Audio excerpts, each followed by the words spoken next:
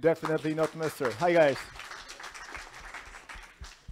Okay, let's wait for everybody else to sit down.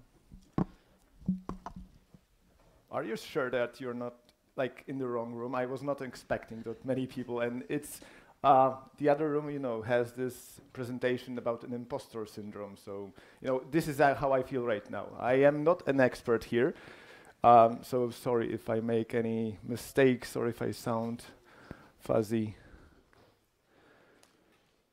Okay, let's just kick it off. Hello again, and welcome. Today I will walk you through a step-by-step process of SLO creation using GCP Cloud Operations Suite. If you want to learn more about why you should prioritize reliability and about SRE in general, there will be some publicly available information at the very end of the presentation. I will also stay here next to the stage after we finish it so that you can ask some questions that may not fit the agenda. The focus for today is to demonstrate how we can measure reliability using cloud operations. And for that demo, I will use our open source learning environment called Cloud Operations Sandbox. But before we go there, hi, I'm Paweł. I'm definitely not a Mr. I'm just Paweł. I work at Google. I am an site reliability engineering manager working for security and privacy product area. We are commonly known as ProdSec, and it's a product area in SRE at Google, where we work on security infrastructure for Google and our external customers' production environments. We are the go-to SRE team when it comes to security, resilience, and privacy. We handle many types of security, access, and authorization concerns, as well as a variety of mission-critical services. We are the ones who help to impose some standards within at least part of our corporation. One very important thing before we do anything else, this is your time, this is your presentation. You decided to spend 45 minutes of your precious morning calendar here. So if at any point in time you have any questions, please do raise your hand and I'll try to answer your questions. If you want, we can just leave it at the end. And on top of that, I'm a fan of minimalism, so less is more. I'm not going to walk you through like the entire process of setting everything up. I'm not going to teach you how to create certain environments. The core for today's presentation is to help you understand how we at Google go from SLIs to alerts and things at pages at night. Okay, before we jump to the demo, let's align ourselves on principles a bit. So reliability is a feature that needs to be prioritized and taken into consideration from the very beginning. However, it is also one of the most important features because if we are perceived as unreliable, we will lose our customers and they will just leave us, they will go someplace else. On the other hand, reliability on its own is not enough. You cannot sell reliability because users need features and new capabilities, new innovations. So Google's framework for finding that balance between reliability and velocity is site reliability engineering. One of the people who actually started the SRE at Google mentions that the only thing that is different between us, so site reliability engineers and regular engineers, is the focus that we have. So we think of the products with the lens of reliability, while our regular counterparts think of adding new features and new products. Okay, so how do we, as SRE, enable this balance? How do we know what is the level of reliability that we need to provide to our customers? So in SRE, we are using a customer-centric approach, meaning as long as our customers are happy, we can prioritize velocity. But when we are perceived as unreliable, we stop and prioritize reliability. Internally, we call them reliability resets, so situations where we see that something went wrong and we need to prioritize making sure that we are able to provide our services to the users rather than adding new features. Okay, but how do we draw the line between happy and unhappy user? How do you make sure, or how do you tell whether a person is happy or a customer is actually happy or you have an unhappy customer? So we call this measurement a service level indicator, or an SLI. And SLI tells you at any moment in time, so this is a point in time metric, how well your service is doing. Is it acceptable or not? Our reliability target for an SLI is called an SLO, so service level objective, and it is aggregated over time. It says on a window of time, within a window of time, how well am I doing? Am I actually pleasing my customers, or are they unhappy? Most of you are probably familiar with SLAs, so service level agreements, and those are the definitions of what happens when you are not meeting the expectation or the agreement. So for example, that you're going to refund some money. And to achieve that, we need, of course, our SLOs to be lower than SLAs. And last but not least, our scope is to examine and measure our users' happiness based on a user journey. So your users are using your product to achieve a set of goals, like purchasing something or creating something on your website. However, the most important ones, we call them the critical user journeys.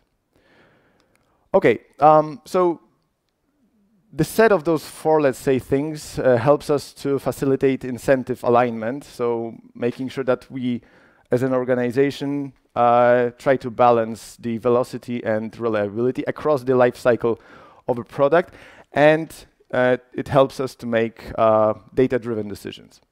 Okay, now that we are aligned on terminology, let's demonstrate how can we draft and configure SLOs and SLAs.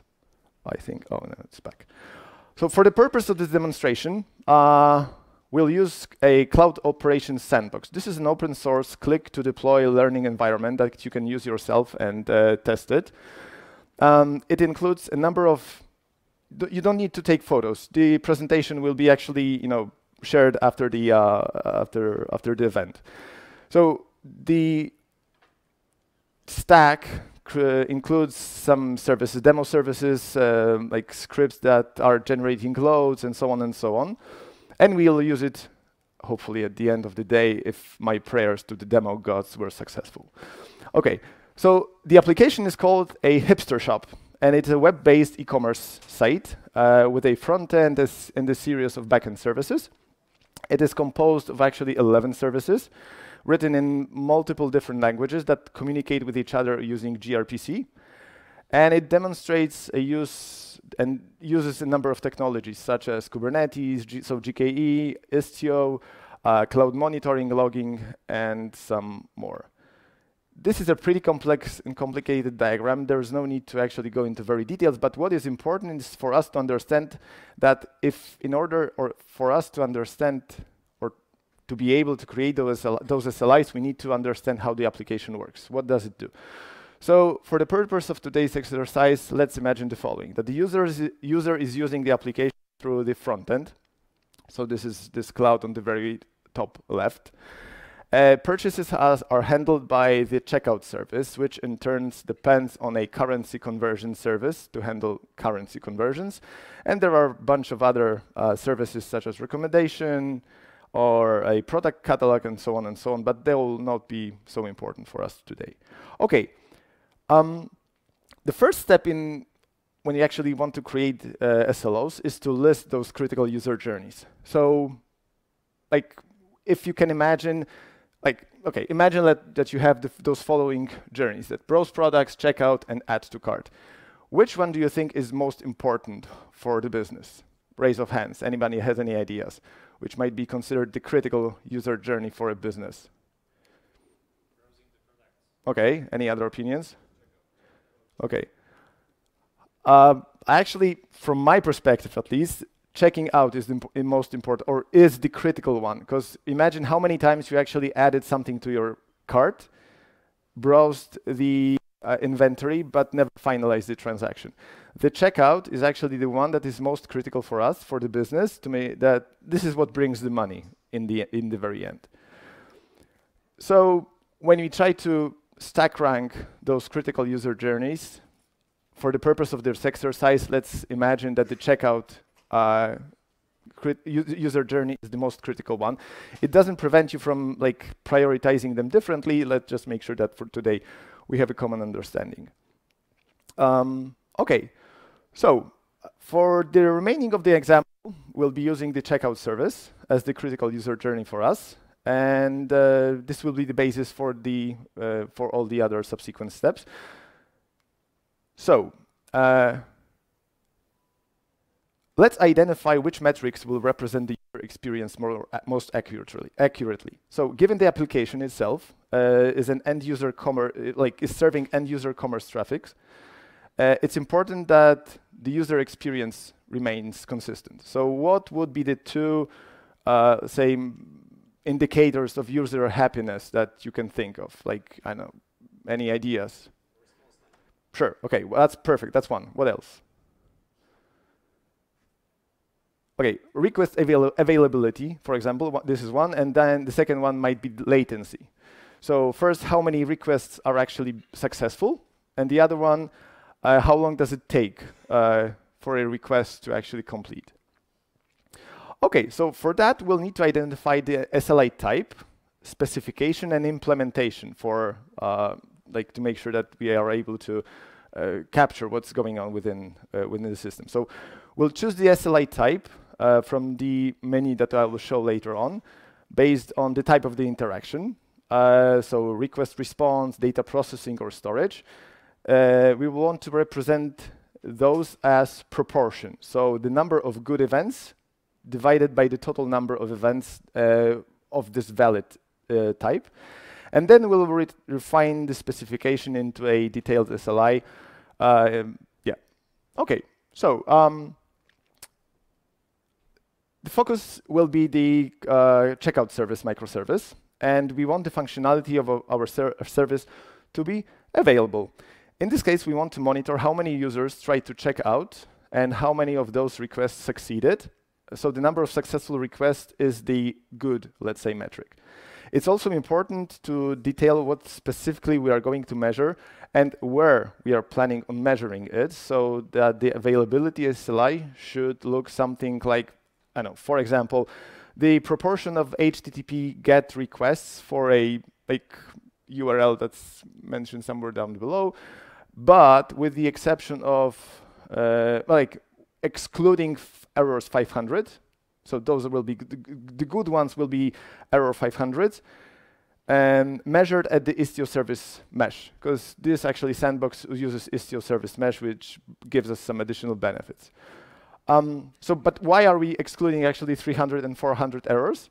Because for us, we don't want to count those events as a failure. 300 so redirects, 400 some user errors, with the exception of 429, which is the too many requests one. All of them are actually somehow manageable or are not actually errors, so we shouldn't be taking them into consideration while we are calculating our, say, bad response rate. Okay, so after we define the SLIs, we need to set our service level objective. Go ahead, yes.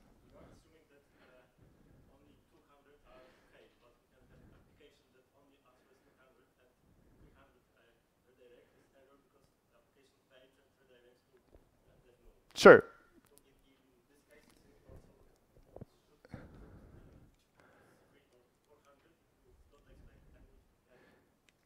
Yes, that's why I said at the beginning that in order to make some educated decisions on how to set up those SLIs, you need to understand what the application does, what does it look like, what are the interactions.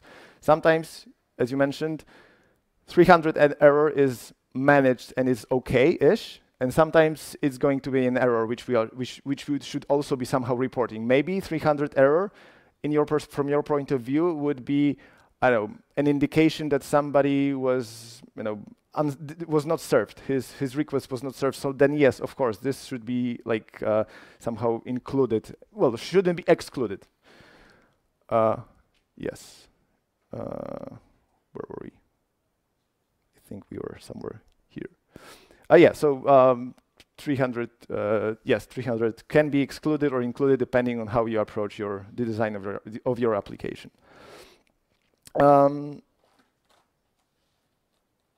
Yeah. So the next step is after we have SLIs, so indicators. Now we are trying to now we are going to define O's, so objectives. And one thing that you also, I mean, I think it's really worth remembering is that SLO should include a target. So, for example, the level of availability when you have 4 nines, it should be specified over a period of time, say a month, a rolling period, or a fixed period. This window should be the time frame that will allow you to make strategic decisions and prioritize reliability. So it doesn't, or it does, I mean, depending on your situation, of course, but sometimes it doesn't make sense to have like a 5-minute window. Sometimes it's more important to have a week or worth of a window, or a month, or a quarter, or whatever. If only this period makes you capable of making some educated guesses and decisions, that's the one that you should be taking. So there isn't like a single answer or single value. It's also important to set those targets as achievable and meaningful. And usually we try to start from historical trends. Yeah. Okay. The process itself. After we define our SLIs and SLOs, let's configure them. In GCP, the tool that we have for monitoring and observability is called Cloud Operations. This suite provides several capabilities that facilitate SRE implementation, from like out-of-the-box telemetry, dashboards, observability, and ability to create SLOs. It also has integrated alerting on those SLOs and like a minimal form of incident management.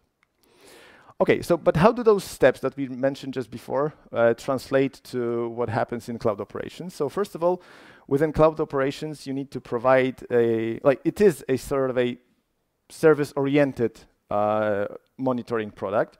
So it means that you need to configure SLIs, SLOs, and alerts for a specific service. Fortunately, for us, we have tight integration with GKE and Anthos. So the first step, which is ingesting the data, is actually given out of the box, and no action is needed here. But if you want to do it yourself, you can create custom metrics, custom additional data ingestion pipelines that can drive your SLIs. So first step is to define the service, then define the SLI, so the service level indicator. After that, next step will be to create the SLO, so the objective, and last but not least, the alert, which is a bit of a enforcement of your SLA. Okay, I really hope that my prayers to demo gods were successful, because I was bootstrapping this environment. It takes roughly 20 minutes. If not, then I have some pre-recorded sessions, and I'll try to walk you through those. But generally speaking, when you go to this URL that is mentioned at the end of the slides, you can click, and it will walk you through a setup of your own sandbox with a bunch of alerts, some Terraform scripts as well. And at the end, you will be presented with, and let's hope it works. Okay. With something like this. This is our Hipster Shop. This is what the application actually looks like. You can, for example, click on a product, add it to your cart, and place your order. So that's one. The other piece of the puzzle is the load generation that will artificially pretend that there is some other users using our application so that we have some meaningful information. Okay, so let's just run something. It's too much. I was just trying to make sure that there will be some red oh, sorry. Start swarming. And it brings us to the console itself. Oops. Oh, where's my... There we go. Okay, you know what? Hold on for a sec. I'll need to...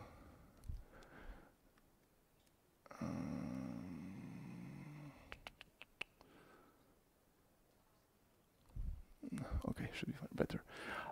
So this is what I mentioned. The whole monitoring suite is revolving around services. So when you, for example, click on your checkout service here, those are the the SLIs and SLAs and SLO alerts that you can easily create within this whole suite. Let's, for example, create a service of our own.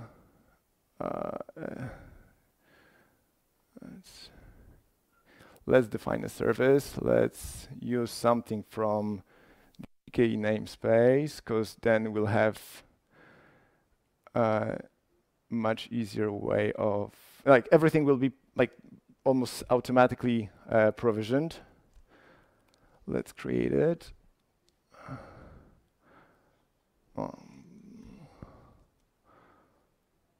Let's create it.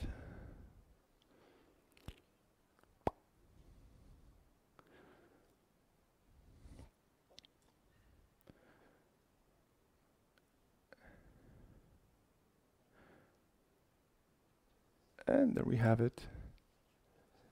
Okay, no data points have been created yet, so let's get back to the one that we are using as our example. Checkout service.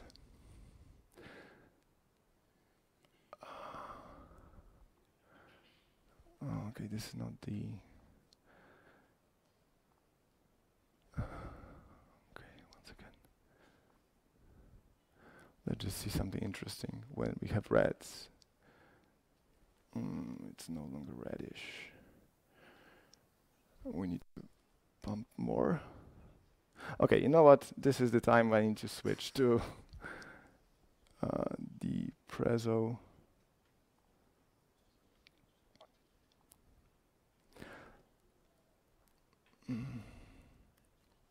Okay, so if everything worked, this is what you would actually see. Oh man, I'm so sweaty. So within the service overview, there's a screen with a health summary, a list of services, and a place where you can actually define them. The next part is where you can create those services, those services within the suite. We have automatic detection of microservices for Anthos Service Mesh, open source Istio, GKE, Google App Engine, Cloud Endpoints. But actually, the real power is that you can define yourself your own metrics using API and leverage them internally within your monitoring. The next step after the service is actually defined is to create the SLI. You can select how you would like to measure the performance, as availability or latency, maybe using some custom metrics. The last is the SLO creation, or last but one actually, the SLO creation. And within this step, apart from putting all those things together, you need to put the time window within which you're going to measure your reliability, as well as your targets, say 90% or double lines or whatever. And last but not least, SLO alerts. So whenever your SLA is breached, you can get automatic alerts telling you that your availability of your application went down, or you're actually getting closer to burning down your error budget. Okay, so to recap, the steps that need to happen here is first you define the service, then you define the SLI base for that service. So the indicator, then the SLOs of the objective, and last but not least, the alert. Okay, so how can you get started? Pretty easy. The first link at the very top is going to bring you to a set of scripts that will provision the environment just as we saw it here. There are a collection of publicly available slides and resources mentioned down below as well. On top of that, we have a set of books that are available for free, which were developed by different people at Google. One is the site reliability engineering, how we run production. And this actually gives a bit of a secret sauce on what happens and how Google does things. The other one, the site reliability workbook, is what provides you with much more detailed guide about how you might implement SRE practices in your own organization. And that's actually about it. So any questions, any comments?